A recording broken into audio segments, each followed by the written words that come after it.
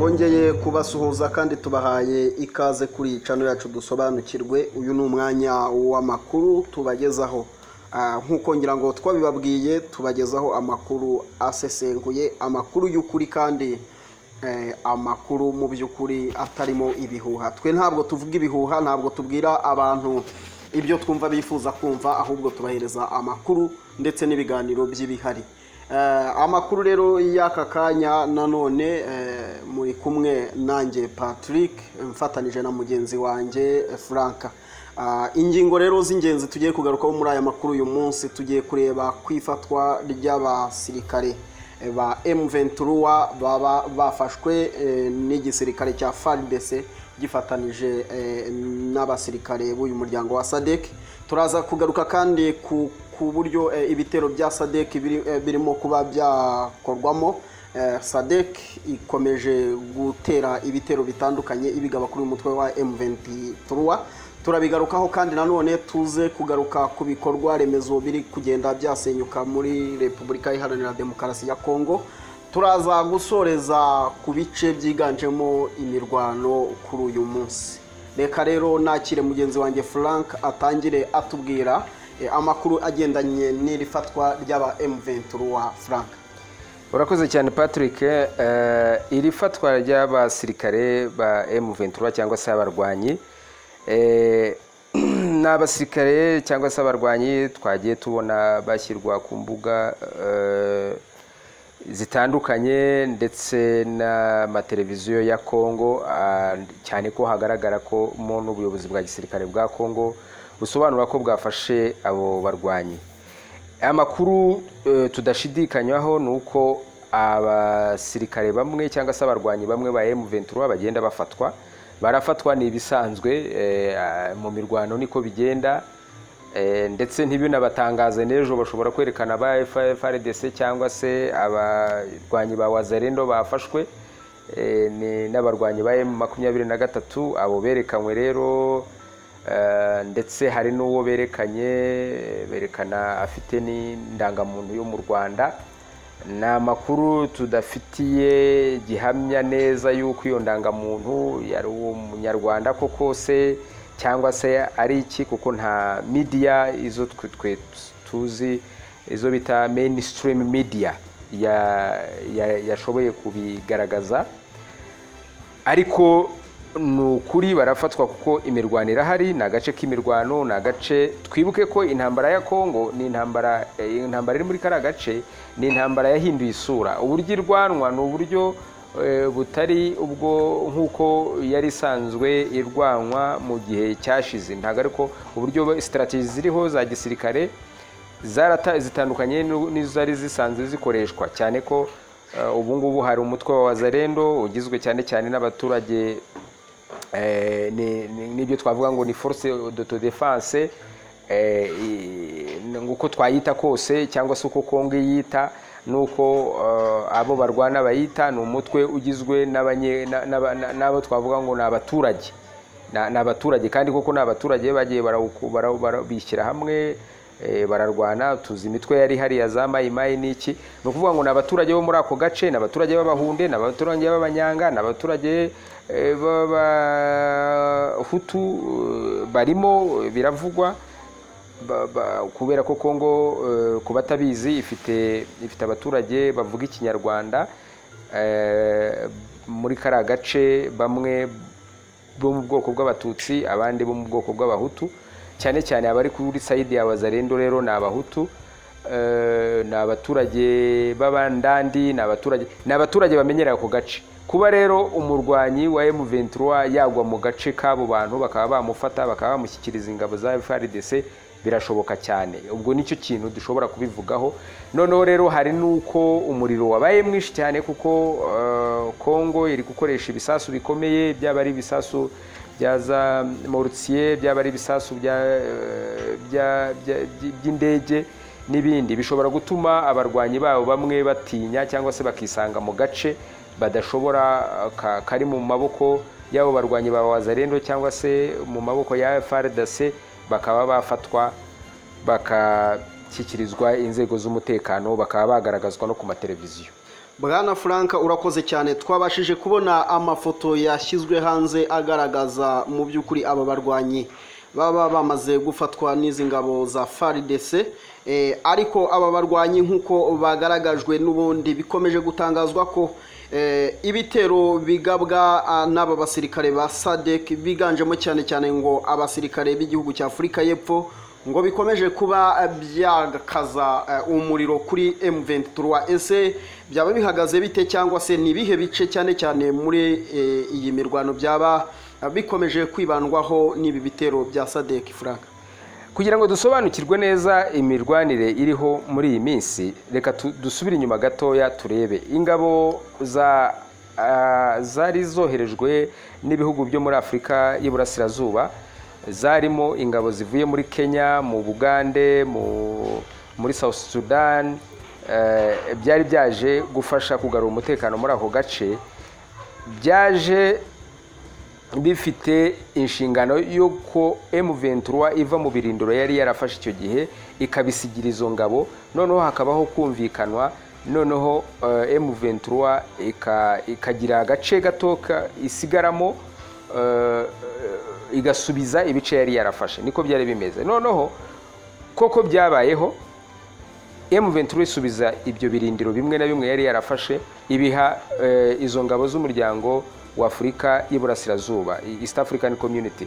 Ariko haje kuba ikibazo cy'uko ingabo zonyine z'abarundi ari zo ngabo zashoboye gusigara zihangana n'umutwe wa M23, zagiye mu cyo bita offensive. Izo ngabo zindi zo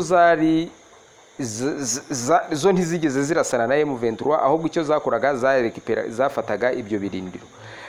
Mu gihe rero haje kubaho ubwumvikane buke hagati ya leta ya Kongo n'abaturage ba Kongo, bigaragambije bakora imyigaragambyo ikomeye cyane. Baravuga bati izo ngabo zidafite icyo zitumariye, zitaje kurasana na M23, zituvire ku gihugu, barazirukana.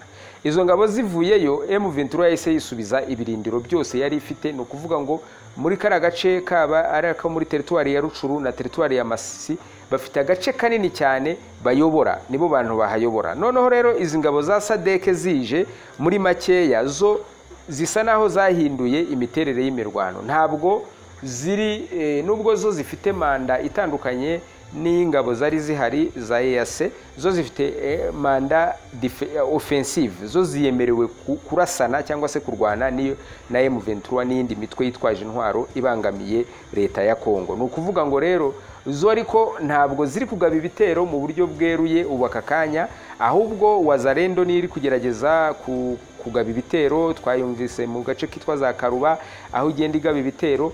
Nkuko nababwiye, nti Wazalendo ni umutwe w'abaturage ariko uhabwa ingufu za gisirikare na leta, ndetse n'imyitozo, ndetse n'ibindi bikoresho n'ibindi bintu byose bakeneye. Bo bari kugaba ibitero biri direct. Na izi ngabo za SADC cyane cyane nkuko bivuze zirimo aba South Africa. Tuzi ko aba South Africa bageze muri Kongo mu mwaka ushize, mu mpera z'umwaka, mu kwezi kwa 12, ari abasirikare bagera kuri 200. Bo bari gukoresha ikoranabuhanga cyane cyane, bari gukoresha intwaro ziremereye nka za Murtiye barasha ku birindiro bya M23.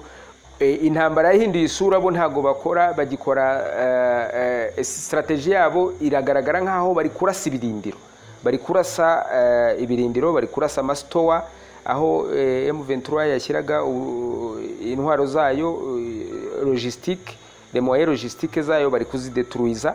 Nicyo kintu bari kwibandaho bakoresheje tekinoloji bafite ubu ngubu. Ubu rero nk'igitero cyabereye Kicanga, mushobora kureba Kicanga boherejeyo drone. Kicanga ni kure cyane na Goma, boherejeyo drone itagetinga abo bashakaga kwica, barapfa, iragaruka. Ubwo bari kugenda rero bakora ubwo bwoko bw'intambara. Ntabwo ari bwa bundi bwo kuvuga ngo duhereye hano, kuko nubundi M23 iri ku marembo y'umujyi wa Goma, iri ahantu ku misozi ya za Sake, ari nayo bari kurasaho.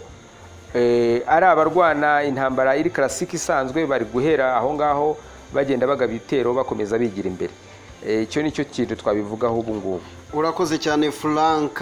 Tumaze komeza kumva cyane ijambo ingabo z'u Burundi muri iyi mirwano, ariko bikomeza kumvikana yuko uko biri kose nk'uko na perezida Ndayishimiye byavuzwe yuko n'ubundi yaba yarazoherejeyo, bikomeje kumvikana ko hari uruhare runini n'ubundi zaba zifite mu kurwanya M23.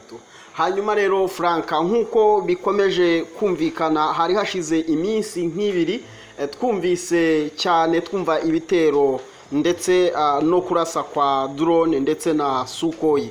Hashize nk'iminsi nk'ibiri twumva ko imirwano ikomeje, ariko ntabwo duheruka kumva ngo Sukhoi drone zarasha ahangaha. Ese kuba hacecetse aya makuru ku bijyanye na drone na Sukhoi byaba bivuze yuko wenda hari ikindi cyaba kiri gutegurwa, byaba ku ruhande rw'ingabo za FARDC ndetse n'izi za SADC bafatanije? Frank,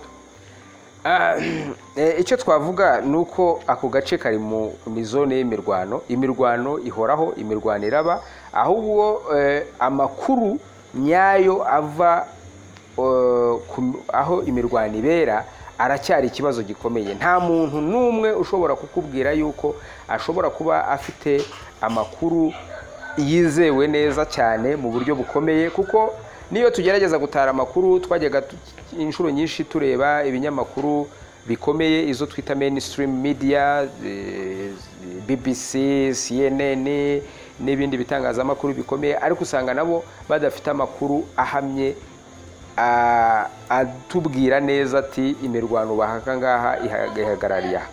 Ikindi cya kabiri, nk'uko nari mbivuze, uko imirwano iri gukorwa muri Kongo biri gukorwa mu buryo butandukanye n'uburyo twari dusanzwe tumenyereye. Ubu ngubu bari bakwiye kutubwira bati ingabo za SADC zuriye umusozi zifatanyije na FARDC batera ibirindiro bya M23 ku musozi wa Sake, cyangwa se bagiye binjira mu mujyi ahantu runaka barabatera. Ntago ariko ibyo bikorwa biri gukorwa. Bo bari gukoresha tekinoloji, bari gukoresha izi ndege zabo bakarasa ibikorwa cyangwa se ibirindiro by'ezino nyeshyamba za M23 bakazirasaho muri ubwo buryo.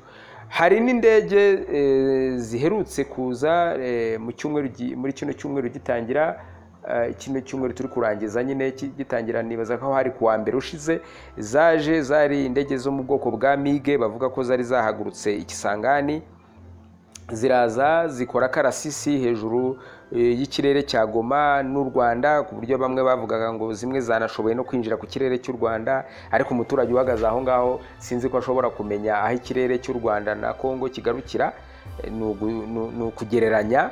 Ariko zakoze akarasisi, zirazenguruka zijya mu misozi aho ngaho, zirangije zirabura ziragenda, bamwe bakeka ko zasubiye ku kibuga cy'indege Ikisangani. Ariko ukurikije ikoranabuhanga rihari ubu ngubu, ni ukuvuga ngo kari agace kari kuri controle ya SADC na Kongo. Ndetse nubwo tuvuga SADC, twibuke ko Kongo ifite abamercenaires, twibuke ko Kongo gukoresha ziriya intwaro ziri moderne, ntabwo umusirikare aziga mu munsi umwe. Twabiboneye kuri ino ntambara ya Ukraine na Russia. Iyo haba kubwira ko umupilote yiga gupilota indege imyaka 3, ntabwo twari tubizi ko umupilote ku muntu urashisha mortier zira zikomeye za César n'ibindi za Hautsa agomba kumara amezi 6 yiga kurashisha icyo kintu. Twari tuzi ko umuntu ashobora kubyuka bakamwereka uko kirasa bikarara birangiye, kubera ko ibyo bintu birasa za misile cyangwa amabombe de précision. Hari gukoreshwa cyane cyane tekinoloji iturenze twebwe, ibyo bita intelligence artificielle. Ni ukuvuga ngo ni intambara tuza gusobanukirwa ari uko ahanini dusobanukirwa ari uko tubonye igikorwa cyabaye, nk'uko twumvise na M23 yemerera ko hari abakomandazi bayo biciwe ikicanga. Ariko iyo ugereranyije ibirindiro bya FARDC na SADC aho biri na Kicanga, hari distance ikomeye cyane, ndende cyane. So nuko nguko rero nabivugaho, turagenda tubisobanukirwa gahoro gahoro uko imirwano igenda iba, ariko ako gace kose ni zone rouge, ni zone y'imirwano. Urakoze cyane Frank, reka tubashimire mwese mwari mudukurikiye muri gahunda y'amakuru yacu, tubararikira kuza gukurikira indi gahunda y'amakuru ari buze kubagezweho. tubabwira ko kandi tubijeje ko tugiye gukomeza kuyakurikirana dushaka icyaba kigezweho aka kanya ku kibuga cy'imirwano. Shimira by'umwihariko mugenzi wanjye Frank twabanye kubagezaho aya makuru ndetse no kuyategura. Nkaba nabibutsa ko ushobora gukora subscribe kuri channel yacu kugira ngo ujye ubasha gukurikira amakuru n'ibiganiro bigezweho. Ciao ciao.